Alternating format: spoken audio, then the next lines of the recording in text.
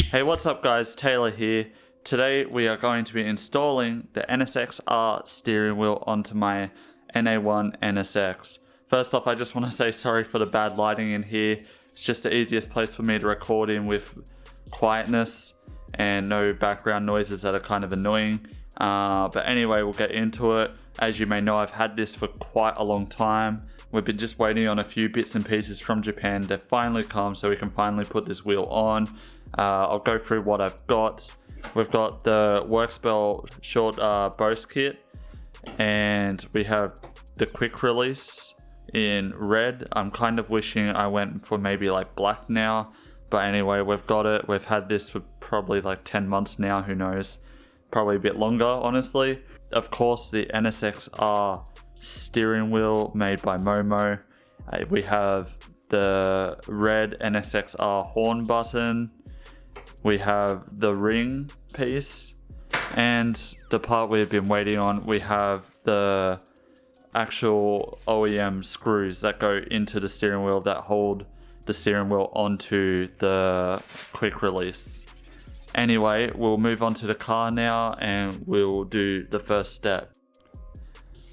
Alright, so the first step you guys definitely want to do, and this is a very important one, is head over to the front of the car. I think you know what we're going to be doing, and that is disconnecting the battery. This is very important.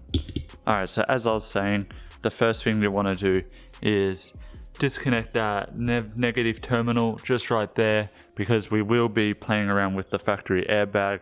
The last thing you want to do is for it to have power, you pull the wrong wire, and for some reason, in an unlikely event, it could go off and seriously hurt you. That's the last thing you want. And so we will be disconnecting that and let it sit for about half an hour. We'll be good to go. Alright, so we're back from the half an hour break from the battery. Now we're inside the car, and what we've got to do first is remove the airbag and horn area of the steering wheel first. The way we do that is we go in through these side panels. The side panels have two screws on the side here, two Phillips heads. You just got to remove those like so, and then we'll have access to the side panel. Alright, so once you get the two screws out of the side, you just got to pry off this side panel like that. You have a red clip here. You can plug this into the airbag socket while you're working on it, just to make sure no static electricity charges up the airbag and deploys it.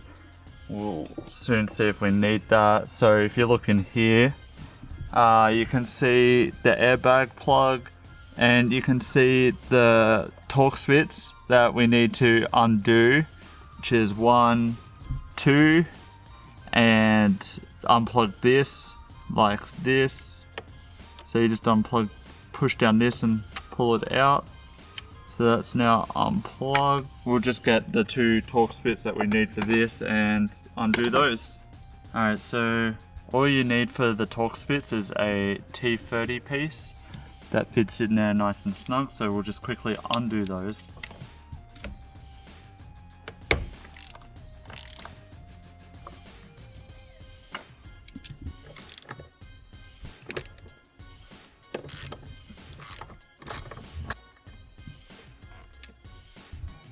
Alright, so for the other side we just have a torque spit and two Phillips heads. I think we might just need to undo the torque spit and that's it, but I'll let you guys know once I've undone it if the airbag comes out or not. Alright, so we've just gotten this off, so you did have to undo the two Phillips heads and then the one torque spit on the side. The two Phillips heads held this cruise control module on, and then the torque spit was holding in this, so this all just comes off. And then just put on that red clip that was on the side before onto the airbag, just to make sure that this gets no static charge and blows up. You have these cables, so you have to undo this one, and undo this one. The way you undo this one is there is a little clip behind it.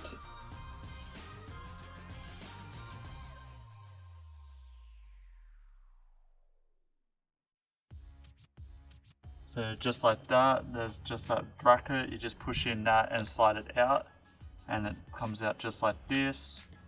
And then for this one, should be a similar thing. There we go. So you have these two, and then you just gotta unplug this one off here.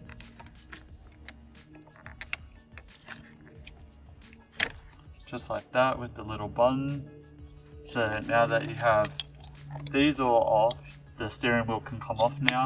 It's very important to make sure that your steering wheel is straight when you're taking this off, because if you take this off on an angle, put back on the new steering wheel on straight on, your steering's going to be crooked. Make sure your steering wheel is straight when you take this off, and you just get your 19mm socket piece and you can put it straight in the center here, and then hopefully have no problems.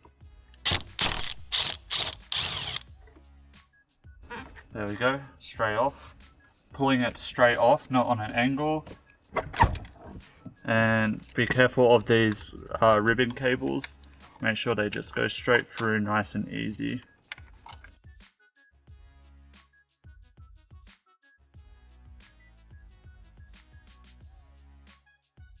There we go. So now we have the steering wheel off.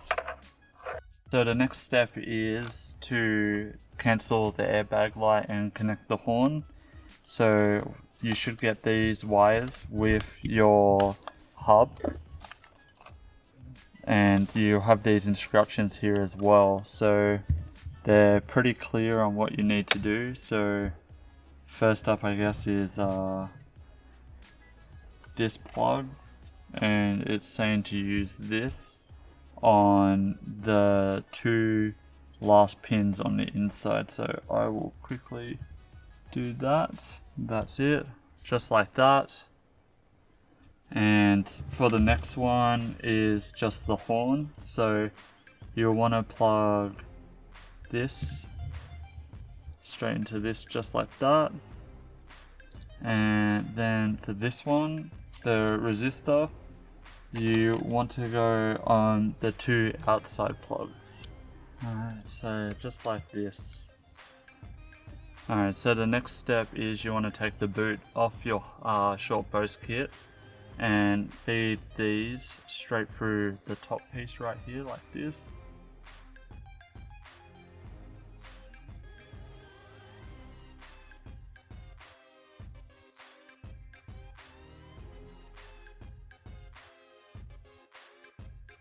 Alright, so now that all this is through, you want to line up these two divots with the two divots on the inside, and you see you've got two holes for these two holes just right here. So this part can actually move, so if you need to adjust it, you can, and the actual steering will obviously stay straight, so you can adjust that.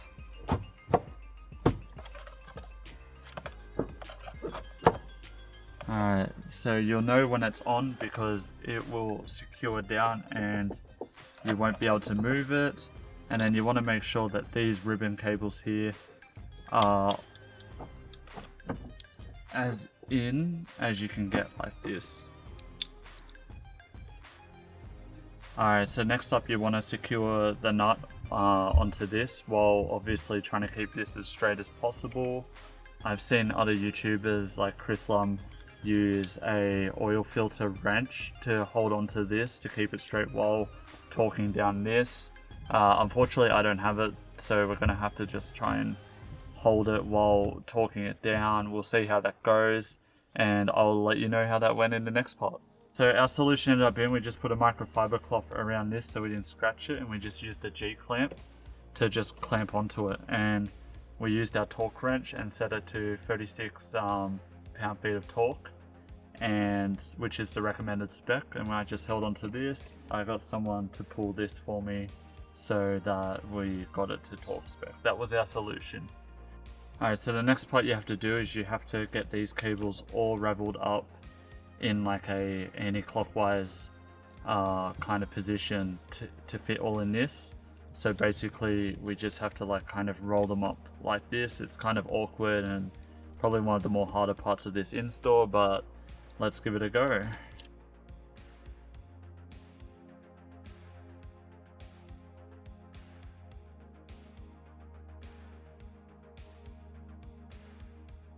So something like this will do. And I also put the rubber boot on before as well, I forgot to mention that. But leave this out, you're going to need this to connect to your quick release kit, which we'll grab right now. So what you need is this ring piece here, and this negative here will connect onto the ring like this. Gotta go to connect, like that.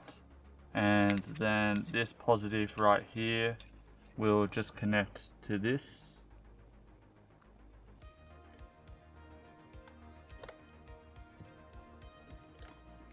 Alright, so now that the positive is connected and the negative is connected for the horn, now what we have to do is try and make these all fit in, and I'll get back to you guys once I have managed to do that.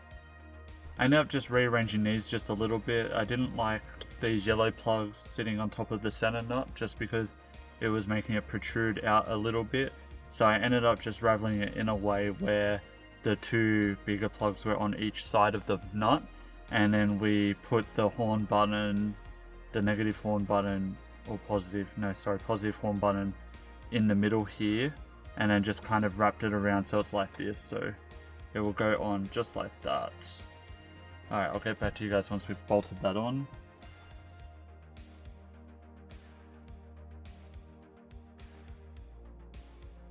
Alright, so we've just connected up the quick release onto the hub, and what we've done is just touched these two metal bits together to make sure that the horn works, which it does, and it's just a bit hard with one hand. And then we turned on this to accessories and just make sure that the SRS button light turns off. So if that turns off, and if your horn works by touching the two metal parts together, then you've successfully connected all the wires in the hub together. So now all we've got to do is connect these to the horn button and put the steering wheel on, and we're all set. With the OEM nsx-r button, it only has the positive on the back. Some buttons do have negative and positive on the back, but this one's just positives. In this case, we're going to have to use the grounding ring again. This will just go around with this on there, with the negative connected like that, and the horn button will just connect to this later, but first we've got to put on the nsx-r wheel and then the horn button. So this here is the OEM screws for the nsx-r wheel, and just right here is the screws that Workspell provides for the steering wheel. As you can see, there's quite a length difference, so I would definitely suggest using the OEM ones as if you're planning to use the horn ring that goes over the top, because this will account for the extra length that goes into this through the steering wheel. But if you're not going to use this, then I'm pretty sure these would be fine just to go straight into the wheel like that. So we've just dummy fitted up the wheel without the ring. It was a huge pain to try and like juggle all of this, because we're actually going to have to get the horn button in as well as the wheel at the same time because of this ring piece, because this ring piece has to go over, the screws go in. I don't know if I mentioned before, but the nsx-r wheel has 3 extra holes. It does not line up with the Workspell quick release kit if that's what you're using. It will line up with the factory Bose kit if you're using the factory Bose kit, but the Workspell kit, it just only lines up with the standard 6 holes. So that's why I'll definitely recommend getting the longer OEM screws so that it has that extra thread going in. If you're using the short ones, like, you don't have much thread holding the wheel in. Anyway, I'll get back to you once I have this. Also, the horn does work, as you can see. We tested all that and it's all good. So I'll get back to you guys once I have the rest of this fitted. And it's all together now. So this is the final product. We've got the ring on, the nsx-r button. As you hear, the horn works too. We obviously have a quick release wheel now. So this is the nsx-r wheel on a Workspell hub, and as you can see, it all works good. So you just pull back on this, and then when you want it on, it's on, and then when you want it off, you just push the button at start, pull back the release. I'm very happy with it. Anyway guys, thank you very much for watching. I'd like to say thank you for supporting the videos, and please like this video if it helped you, if you enjoyed it, and please sub if you want to see future updates to this car. Thank you. Peace.